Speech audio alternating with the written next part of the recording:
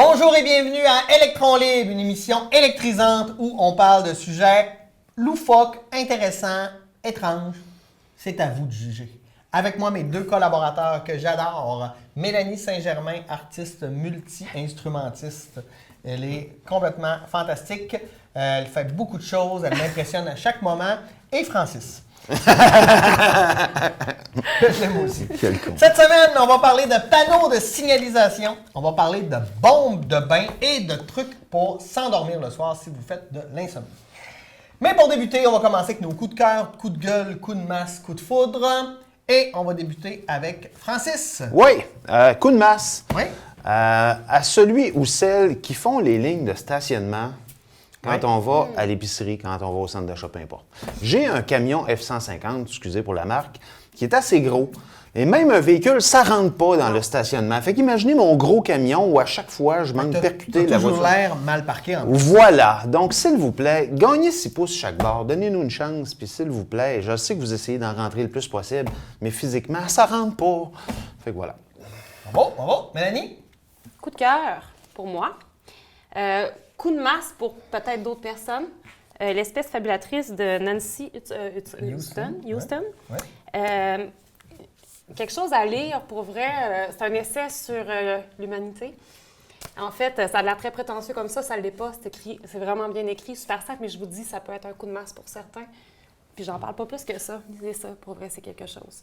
Vraiment génial. Génial. Salam. Coup de Moi, je cœur. vais donner un coup de cœur énorme au film Blade Runner 2049. Moi, j'adore la science-fiction, je suis souvent déçu. Enfin, on a un beau film brillant qui n'essaie pas de nous ensevelir sous des principes scientifiques. Non, c'est de la belle science-fiction brillante. C'est beau, ça vient de chez nous. Bravo, moi j'ai adoré ça. Ceux qui ils disent 2h40, me semble que c'est trop long. Ça passe comme si c'était 2 heures. Je vous le dis, c'est extraordinaire. Réécoutez le 882 avant, parce qu'il y a plein de petits clins d'œil. Semble-t-il que c'est important, oui. Ouais, c'est pour quelques clins d'œil, Ouais, là, mais ok. ça vaut la peine. Ça vaut la peine. Bon, on va débuter immédiatement avec les panneaux de signalisation. Francis, tu veux nous parler de panneaux de signalisation? Oui, j'étais en mode voiture tantôt dans mon Oui. coup de masse. On reste là-dedans. On se rend compte que finalement, il y a des fois des panneaux de signalisation qu'on ne voit pas souvent. Donc, j'ai décidé de vous rafraîchir la mémoire ce matin avec quelques panneaux qui peuvent être quand même assez importants à connaître ou moins. Tout simplement.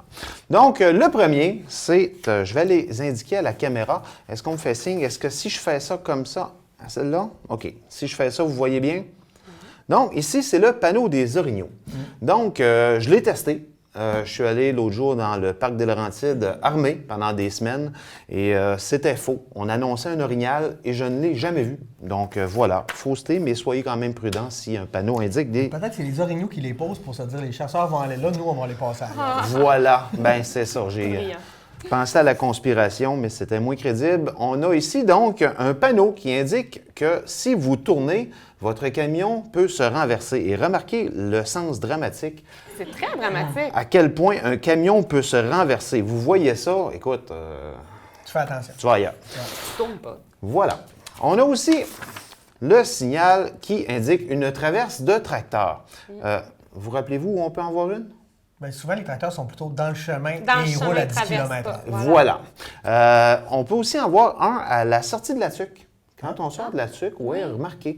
Et ce qui est magnifique, deux choses. Un, à la sortie de la tuque, sur le bord du chemin, c'est sur le bord d'un cran. Il y a une ferme à gauche et il y a une pancarte « Attention, traverse de tracteur ».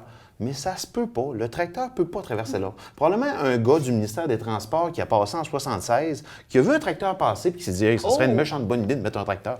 Et là, voilà, c'est resté. Et on remarque aussi le chapeau de pompier du gars sur le tracteur. Fait que ça doit être un tracteur C'est peut-être, d'incendie. ouais. là. On a ici un panneau qu'on connaît, donc je teste vos connaissances. Oui, attention, traverse de gens avec des mallettes. Voilà, dans les zones scolaires, on peut voir Tommy et Kevin. Non, pas Kevin, c'est une fille. Donc Tommy, parce qu'elle a une ça peut robe être Kevin ou une pareil. transgenre. On ne veut pas genrer les Plaît, enfants. ne genre pas l'affiche. Tommy et Stéphanie vont à l'école et bien sûr portent une mallette et non pas un sac à dos. Portent une mallette et gambadent jusqu'à l'école primaire. Donc voilà, ou l'école secondaire. On a aussi l'autre version qu'on peut aussi apercevoir où Tommy On dirait qu'il fait un attouchement sexuel. Abuse de Suzanne. Probablement que Tommy est sur l'ecstasy ce matin-là, a pris sa poudre, a pris sa ligne de on ne sait pas quoi et a décidé d'agresser la pauvre Suzanne. Donc, Passage d'agresseur. voilà, finalement. passage d'agresseur. Donc, ne soyez pas prudent dans ce secteur-là en vous disant je pourrais frapper un enfant, Non. mais je monte mes fenêtres et je peux me faire agresser sexuellement. Voilà. Donc, on peut aussi voir cette affiche qu'on peut reconnaître Oui. quand on traverse le parc de la Tuque. Encore une fois, qu'on a besoin d'arriver dans une zone de dépassement, on nous dit tourne-toi à la droite, va à la droite et quelqu'un peut te dépasser. Et non! Cette affiche sert à une chose. Quand tu roules 96 km/h tout le temps, le monde voit cette affiche-là, il monte à 120. Et là, tu n'es pas capable de les dépasser. Puis qu'est-ce qu'ils font après avoir passé la zone reviennent à d'abattement? 96. Ils reviennent à 96. Donc, s'il vous plaît, ce n'est pas une pancarte qui dit d'augmenter de 30 km/h et de ne pas se faire dépasser. On n'est pas à Saner. On a aussi la prochaine affiche. Un avion sur la route? Attention, Attention! avion sur la route! Attention, ils peuvent atterrir là. Je suis sans mots. Ouais. On a l'affiche, toujours inspirante. Ah, ben. Et ça, oui. il y a beaucoup d'éléments là-dedans. Hein. Ouais. Euh, C'est surtout la face du gros nuage. Voilà. c'est ça. Et Pierre, tu lis dans Pierre. mes pensées, on peut remarquer donc sur tant de kilomètres qu'il y a des clignotants. Ça peut être une zone de tempête de neige, Faut la regarder comme il faut. de microclimat. Il faut voir vraiment le visage du nuage qui souffle. On voit le sens dramatique. Et à quel moment on va Dramatique. regarder cette affiche-là et se dire, ouais, chérie, je pense qu'on devrait retourner. Pourquoi? As-tu vu le nuage? Il n'a pas l'air commode. Ouais, je sens que c'est une bonne idée de s'en aller, mais nécessairement, on va y donner attention. Hey, en passant, on a déjà vu, quand on était à San Francisco, des alertes tsunami, des pancartes. Attention, si jamais il y a un tsunami, il y a une affiche qui te l'indique. C'est toujours... Mais c'est pratique. C'est toujours Et ok. différent. Une On fois va que voir le tsunami rarement est dans là. le coin de la tuque. Ouais, voilà, aussi. On sait que tu aimes beaucoup la tuque. Oui, tout le monde va là. On voit que dans la tuque, là, c'est Monac, c'est pas comme s'il nous écoutait. Dans un quartier de la Tuque, Oui, dans le quartier à la Tuque, ça. qu'est-ce qu'on peut voir? Donc, attention à nos enfants, ce peut être le vôtre. Ça m'a toujours fait très peur, cette Ouais, pancarte, hein? quand j'étais petite. Ouais. Pourquoi? J'imagine la réunion des gens du ministère des Transports qui sont au lac Taureau pendant une fin de semaine et qui doivent brainstormer sur l'affiche qu'on pourrait placer dans une zone résidentielle où on veut réduire la vitesse. Donc, Kevin lève sa main et dit hey, on pourrait mettre une pancarte où on mettrait « Attention à nos enfants, ça peut être le vôtre ». Ses collègues lui demandent « Ouais, mais ça pourrait pas être mêlant. Ça, admettons, c'est pas ton enfant. Si tu n'as pas d'enfant, ou tu pourrais présumer que tu as eu un enfant mais que tu n'es pas au courant, ça pourrait porter à confusion. » Et Serge, qui est à 2 ans de la retraite, qui lève la main et qui est graphiste, pourrait dire « Ah oui, j'ai une idée de dessin qu'on pourrait mettre sur notre affiche. » Et il affiche cet enfant asexué, les cheveux ébouriffés, qui visiblement a subi un accident parce que ses vêtements sont déchirés, mais qui portait un costume de bain cette journée-là. Il manque une chose. Ouais. Il manque une chaussure et là, quelqu'un lui demande « Pourquoi le bas? » Un peu. Ouais, c'est ça. Le gars, il dit, c'est pour ajouter à l'effet dramatique. Mais pourquoi il perd son bas? On sait pas. On sait pas. Un impact, hein? Tu perds une chaussure, tu perds tes chaussures. Oui, c'est ça. Ils disent que nécessairement, tu perds tes chaussures. Pas ton Donc, bas, là. voilà. Le plus important, si vous voyez cette affiche, ralentissez. Mais ne prenez pas le temps d'analyser l'image comme je l'ai fait, car 1, c'est une perte de temps. Et 2, ça ne va pas nécessairement améliorer votre conduite. Merci. Merci beaucoup, Francis. C'est très révélateur tout ça. Puis je me sens plus en sécurité sur la route maintenant que tu m'as expliqué certaines affiches. Avez-vous de la difficulté à vous endormir le soir? Êtes-vous des couches tôt, des couches tard, des couches pas, des problèmes d'insomnie nocturne? Couche très tard, lève très tôt. OK. Puis est-ce que c'est parce que tu as de la misère à t'endormir? Ou C'est parce que je suis une couche tard, puis je me suis dit quand j'avais des enfants que ça allait passer, puis non, je me couche encore tard, puis il faut que je me lève tôt. OK. Puis toi, Francis? Couche tard et je m'endors instantanément. OK. Fait que toi, t'as Ah, non. pas Mais- besoin d'écouter, tu peux aller prendre un café. Moi, ça m'intéresse par contre. Donc, des fois, on a de la misère à s'endormir, on a la tête pleine, etc. Donc, je vais vous donner des conseils pour être capable de bien s'endormir. Premièrement, il faut se coucher quand on est fatigué. Ce qu'il faut comprendre, là, c'est que notre corps, là, notre envie de dormir, elle va disparaître après 15 minutes. Et là, ça risque de prendre jusqu'à 1h30 avant qu'elle revienne. Donc, quand tu es fatigué, finis pas ton chapitre, finis pas tes affaires, va te coucher. Tu risques de t'endormir plus rapidement. Sinon, ben, tu risques d'attendre un bon bout avant de... Puis quand on fait de l'insomnie nocturne, là, c'est un peu ça qui arrive, c'est qu'on peut être jusqu'à 1h30 réveillé jusqu'au temps que le désir de se rendormir revienne. Se vider la tête. Souvent, on ne dort pas parce qu'on pense à plein d'affaires, nos problèmes, nos trucs. Qu'est-ce qu'on peut faire, c'est, pour se vider la tête, si on a des choses qu'on dit, il faut que je fasse ça, je faut faire ça, allez les faire tout de suite si vous pouvez les faire. Ou écrivez dans un journal. Écrivez tout ça et finalisez votre écriture en notant 3 choses positives qui vous sont arrivées dans la journée. Et là, ça va vous aider à vider votre tête. Oui. Avoir des pensées aidantes. Hein, je sais que tu es très ésotérique, donc ça va peut-être t'aider. Pour calmer le hamster là, qui fonctionne et qui n'arrête pas de rouler dans ta tête, tu devrais répéter la phrase « J'entre dans un sommeil profond, dans le calme et la paix de l'esprit » à répétition, un peu comme si tu étais un curé. Je peux faire ça. Bon, ben, ça a l'air que ça marche mieux que de compter les moutons, mais bon, ça, j'y crois un peu moins. Les odeurs calmantes. De l'huile essentielle. Ah oui, lavande, bergamote, camomille, ils favorisent l'endormissement. Vous pouvez en mettre quelques gouttes sur votre oreiller, faire brûler de l'huile essentielle dans votre chambre un peu avant d'aller dormir, ça va vous aider. L'automassage. L'automassage, bon, premièrement, avant de vous endormir, prenez une dizaine de minutes pour vous automasser dans le noir, dans l'obscurité. Pour faire un doux massage, prendre de l'huile essentielle, l'huile d'olive. Hein, vous pouvez masser vos poignets, plexus solaire, vos pieds. Je dirais même que vous pouvez vous rendre peut-être à vous masser la masturbation. Je pense que aussi ça aide à s'endormir. Il l'a dit. Il l'a dit. Ouais, il m'avait dit que j'aurais pas. J'y avais pas pensé. Non, ben c'est ça. Non plus. Ça aussi, ça peut aider à s'endormir quand on parle d'automassage. Bien sûr, si vous êtes deux, vous pouvez aussi vous automasser à deux. Ça peut être plus agréable. Yoga en pyjama. Mettez votre pyjama, faites du yoga. Les positions de la pince, du papillon, du pigeon sont particulièrement bonnes pour vous aider à vous endormir. Si vous ne les connaissez pas, vous pouvez aller voir sur YouTube. D'ailleurs, il y a plein d'indications qui vont vous apprendre. J'ai senti une montée d'excitation. Comment faire du yoga en pyjama, bien sûr. Pour ceux qui dorment nus, ben faites votre yoga nu. Organisez-vous que personne ne vous voit. Pourquoi? Hein? Pourquoi? Écoutez de la musique. Hein? Oui. Une petite musique, une petite balado, peu importe, faites ça, couper les bruits ambiants, se laisser endormir, écouter du Vangelis. Ou, et la musique reposante. La même musique pas quelque chose qui te reposante. Non, c'est ce que je disais. Vangelis, Bach, Zamfir, Maiden, peu importe, selon votre choix, vous allez être capable de facilement vous endormir. De la bouffe somnifère. Ah oui, évitez les stimulants, donc les épices, le sucre, le café, le chocolat, tout ce qui peut vous aider à mal dormir. Prenez pas ça. Moi, je vous dirais, écoute, un gros spag, souvent, ça fait un job, après, tu as le goût de t'endormir. Oui. Mais avant de se coucher, c'est peut-être pas le meilleur moment.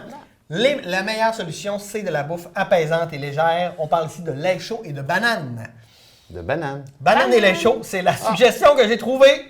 Et là, ça va vous aider aussi. Non à la technologie. Hein? Si vous vous endormez avec votre téléphone, votre tablette, peu importe, on ferme ça au moins 30 minutes avant de dormir. Puis on sait que Facebook stimule le cerveau terriblement. Hein? Le bleu, ça sert à ça. Oui, c'est ça. Un peu, C'est prouvé. Ben oui, on sait pourquoi d'ailleurs les schtroumpfs sont si populaires. C'est vrai.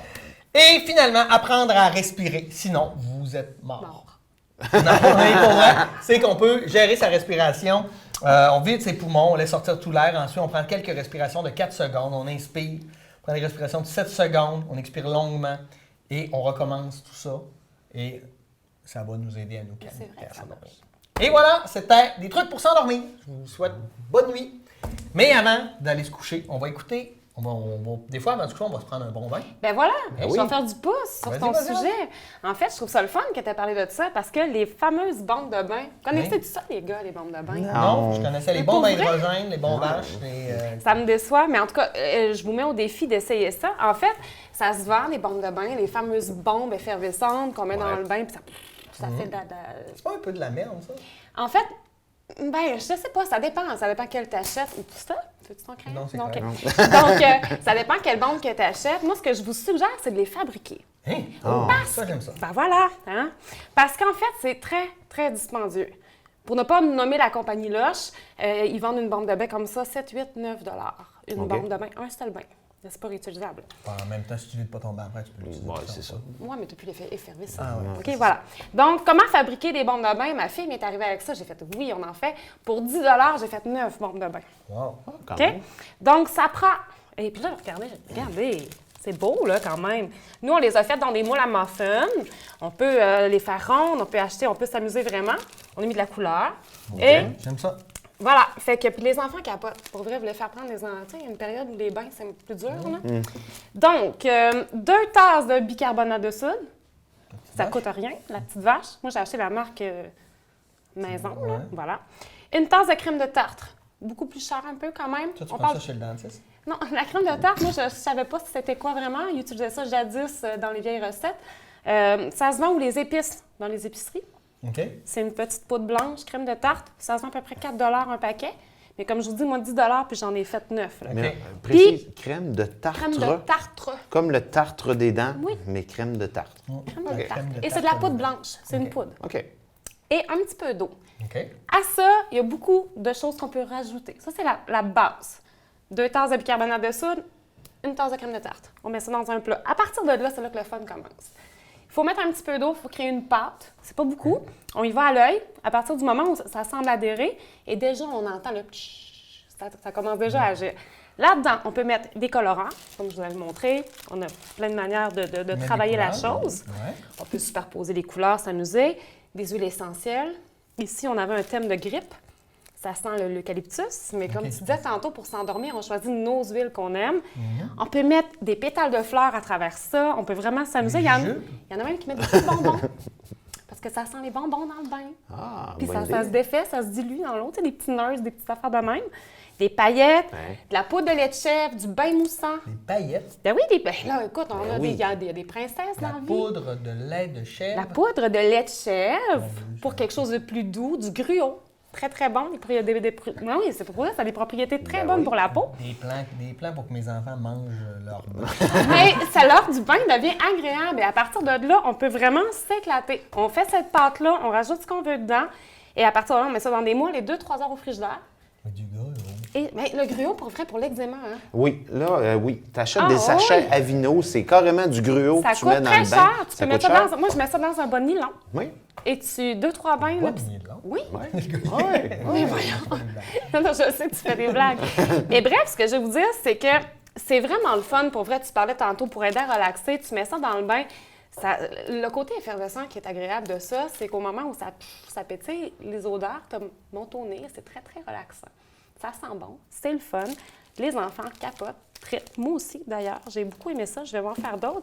Et ça coûte 3 fois rien. Et c'est vraiment le fun. Je garde ta feuille, je vais en faire en Oui. fin de semaine. Ouais. Je Mais vais c'est essayer vraiment ça le avec, fun. mes enfants. Ouais. Pour vrai, c'est le fun au bout. Puis amusez-vous, mettez des trucs dedans. Éclatez-vous, là. Ouais. Mais Je vais bouchez essayer. pas le bain. Ouais. Des trucs qui ça. pourraient Ouais, boucher. c'est ça. Il y a des affaires qui, des fois, ça se Pensez à défait ça. pas. Là. Pensez à ça. Ok. Génial, c'est intéressant tout ça. Donc, hey, on serait-tu déjà rendu à notre top 10? Déjà, oui. Oh, mon Dieu Seigneur, ça passe vite! Et Là, je vais vous raconter un top 10. C'est bon qu'on ait un peu plus de temps parce qu'il y a quand même beaucoup de choses à dire. C'est des faits historiques, des choses qui sont arrivées pour vrai, mais qui auraient fait des films extraordinaires parce qu'on ne peut pas inventer des histoires comme ça. Il faut que ça soit OK. passé pour vrai parce que personne ne croirait à ces histoires-là. Donc, j'ai le top 10 de faits historiques qui semblent vraiment trop absurdes pour être vrais, mais qui OK. sont vrais. Premièrement, on va se rappeler, on va revenir en 1904. Le marathon olympique de 1904. Là, il se passe beaucoup de choses dans ce marathon-là. Premièrement, le premier qui arrive à la ligne, l'Américain Lords, il arrive en premier, mais il est disqualifié parce qu'il a fait 16 km de trop. Hein? Ouais. Ben, écoute. j'ai comme eu un bug, là. Le deuxième qui arrive après, c'est un gars qui s'appelle X. Lui, il s'était dopé, déjà à l'époque, hein, il a se dopé, avec un mélange de cognac puis de mort au rat. Il est arrivé, il a passé la ligne d'arrivée, il a gagné et il est mort. Ça n'est pas terminé, ça n'est pas terminé. Ensuite, il y a un Cubain, Carvajal, qui est arrivé 4e. Lui, il n'avait pas mangé depuis 2 jours. Et ça, c'est tout le Tout même, le même OK. marathon. Il n'avait pas mangé depuis 2 jours. Il est arrivé, il était tellement maigre, mais il avait pris des pommes sur le bord de la route pour manger, mais il ne savait pas que c'était des pommes étaient à moitié pourrites. Et ce qu'il a fait, c'est que lui, même s'il a fini 4e, il a vomi à peu près la moitié de la route. Parce qu'il était malade, mais il avait faim, mais en même temps, il n'était pas capable de garder rien parce que c'était pas bon. Finalement, il y a eu 2 Sud-Africains qui ont été obligés de faire un détour de 3 km dans le parcours parce qu'ils étaient poursuivis par un chien enragé. Mais ils ont quand même réussi à finir 9 et 13e. Oh, C'est bon, quand même. Donc, quand même, un marathon historique, hein, je pense qu'on peut en convenir. Historique. Maintenant, je vais vous parler de Jean-Baptiste Bernadotte. Lui, c'était un général de Napoléon, mais il était pas très bon, ce général-là. Puis, il n'était pas super fidèle à Napoléon, fait que Napoléon ne l'aimait pas tellement. Mais en 1810, Charles XIII, le roi de Suède, lui, il n'avait pas d'héritier.